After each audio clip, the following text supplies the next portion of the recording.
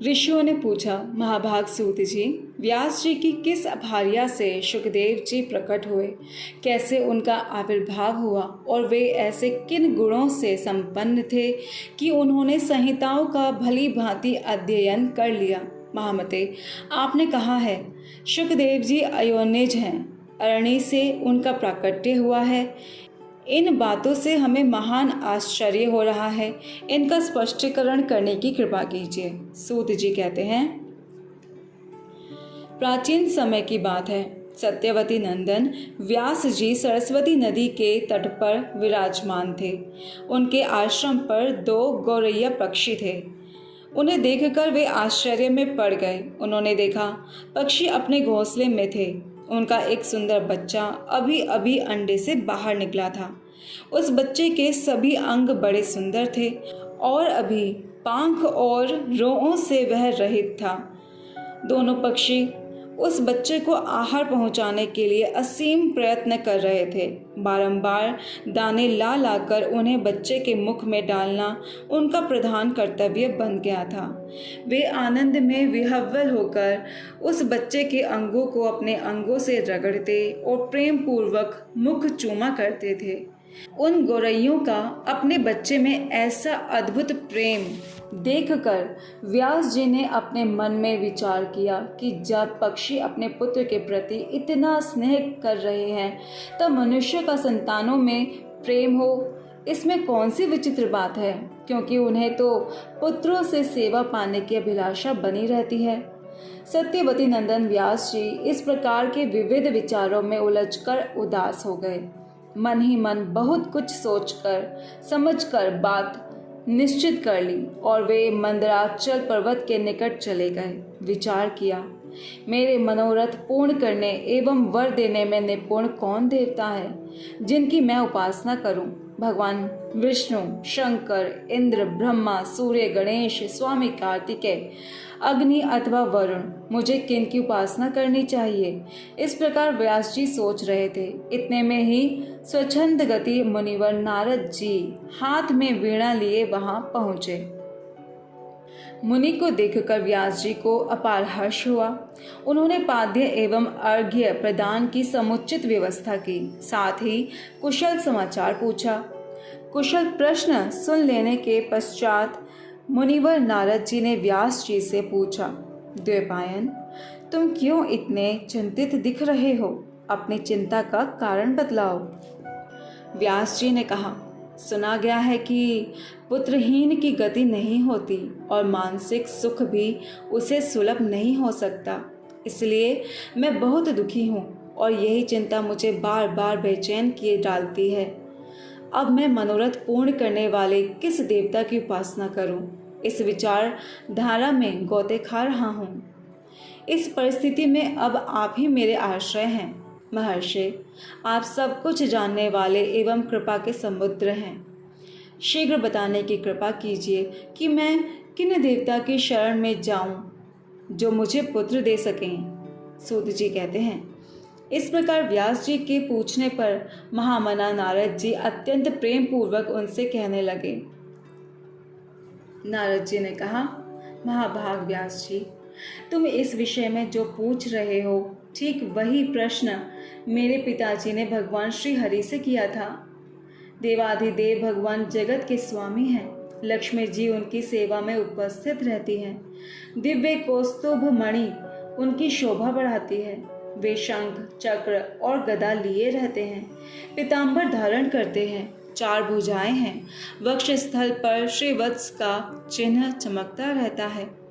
वे चराचर जगत के आश्रय दाता हैं। जगत गुरु एवं देवताओं के भी देवता हैं।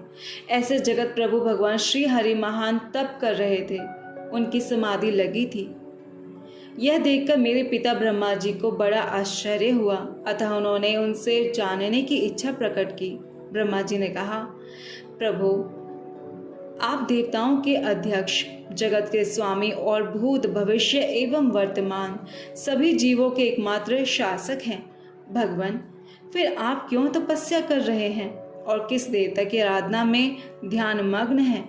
मुझे असीम आश्चर्य तो यह हो रहा है कि आप देवेश्वर एवं सारे संसार के शासक होते हुए भी समाधि लगाए बैठे हैं। आपके नाभि कमल से तो मेरी उत्पत्ति हुई और मैं अखिल विश्व का रचयिता बन गया। फिर आप जैसे सर्वसमर्थ पुरुष से बढ़कर कौन विशिष्ट देवता है, उसे बताने की कृपा अवश्य कीजिए। जगत प्रभु, मैं तो यही जानता हूँ कि सबके कारण स्वरूप आदि पुरुष परमात्मा आप ही हैं। आप में सारी शक्तियाँ स्थित हैं। आप में सारी शक्तियाँ स्थित हैं। सृष्टि, स्थिति और संहार तथा सभी कार्यों के करने वाले आप ही हैं। महाराज, आपकी इच्छा से ही मैं इस जगत की रचना करता हूँ। भगवान शंकर भी आपकी आज्ञा पाने पर ही समयानुसार सदा संहार लीला भी करते हैं।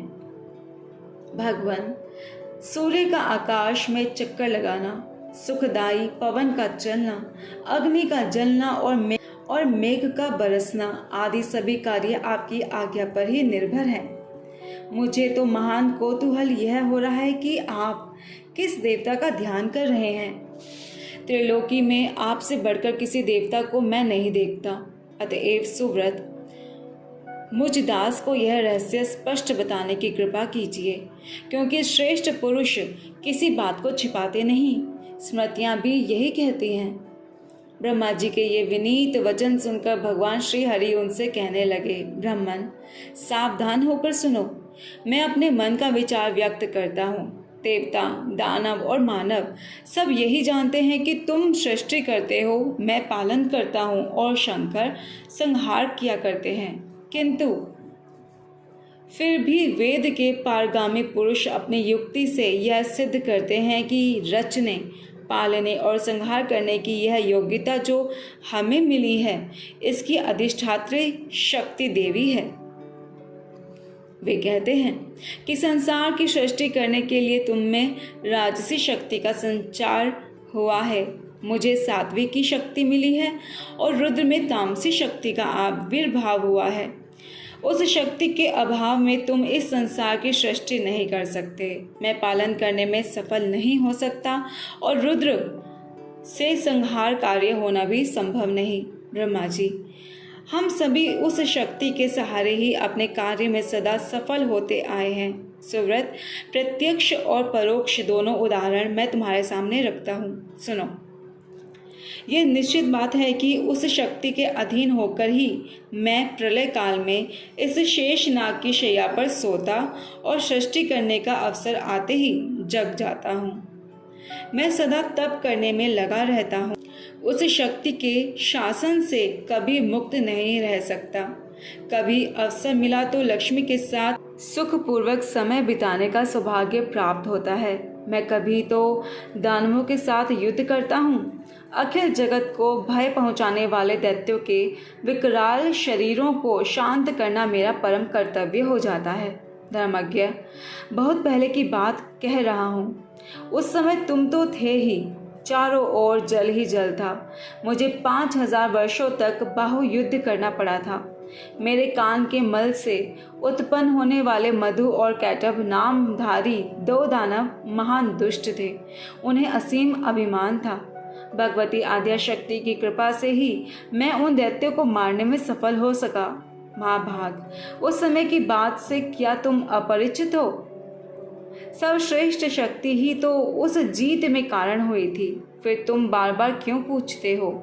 जब सर्वत्र जल ही जल शेष रहता है, तब उस शक्ति की इच्छा के अधीन होकर मैं पुरुष रूप से विचरा करता हूँ। प्रत्येक युग में कच्छप, वाराह, नरसिंह और वामन रूप मुझे धारण करने पड़ते हैं। ब्रह्मा जी, प्राचीन समय की बात है। एक बार धनुष की डोरी टूटी और उसके छटकने से मेरा मस्तक धड़ से अलग हो गया। तुम बड़े कुशल शिल्पी हो, अतः तुमने घोड़े का मस्तक मेरे धड़ से जोड़ दिया। यह घटना तो तुम्हारे सामने ही घटी थी। तभी से लोग मुझे है शिरा कहने लगे। जगत की रचना करने वाले ब्रह्मा जी, तुम इससे अपरिचित नहीं हो। मुझे सब प्रकार से शक्ति के अधीन होकर रहना पड़ता है। उन्हीं भगवती शक्ति का मैं निरंतर ध्यान किया करता हूँ। ब्रह्मा जी, मेरी जानकारी में इन भगवती शक्ति से बढ़कर दूसरा कोई देवता नहीं है। नारद जी कहते हैं, इस गुप्त रहस्य के वक्ता भगवान विष्णु हैं और श्रोता ब्रह्मा जी रहे। मुनिवर, फिर तो पितामह ने वे सभी बातें अक्षरशः मुझे कह सुनाई। अतएव तुम भी यदि अपना पुरुषार्थ सिद्ध करना चाहते हो तो उन्हीं भगवती के चरण कमलों को अपने हृदय में धारण करो। तुम्हारी जो भी अभिलाषाएं हैं वे सभी भगवती जगदम्बिका का अवश्य पूरा कर देंगी। सूत जी कहते हैं, इस प्रकार नारद जी के कहने पर सत्यवती नंदन व्यास जी भगवती के चरण कमलों को अपने हृदय में स्थापित करके तपस्या करने के लिए पर्वत पर चले गए।